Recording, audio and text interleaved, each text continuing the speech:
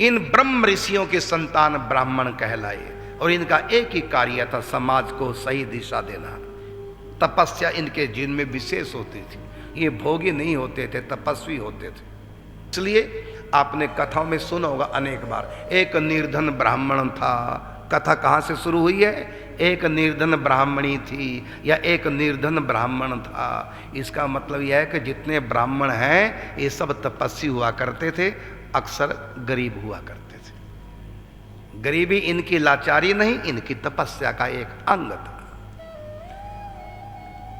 पुराने जमाने के स्टोरियों में ये कहीं नहीं मिलेगा, मिलेगा तो बहुत कम। एक गरीब क्षत्रिय था, एक गरीब बनिया था। ये कथा ऐसे शुरू नहीं होती। और जब ब्राह्मण की कथा शुरू होती क्या? एक निर्धन ब्राह्मण, एक निर्धन ब्राह्मणी। तो ब्राह्मण हमेशा निर्धन रहा। क्यों? क्योंकि इनके लिए व्यापार नहीं करना है, बस तपस्या करनी, करानी, यज्ञ करना, अध्ययन करना, भिक्षा मांग कर खाना। ब्राह्मण का धन केवल भिक्षा, उससे उदर पूर्ति करनी, संग्रह नहीं करना।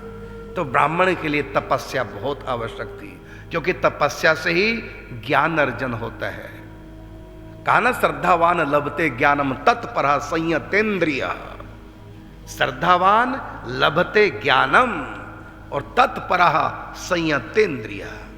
तो ब्राह्मण इंद्रियों पे संयम करके तपस्या करते थे, उससे इनको ज्ञान की प्राप्ति होती थी। फिर उस ज्ञान को कुछ अपने श्रुति परंपरा से इनको ज्ञान मिला था, कुछ तपस्या से इनका अनुभव का ज्ञान होता था, उससे भी समाज का दिशा निर्देशन किया करते थे। एक व्यवस्था थी।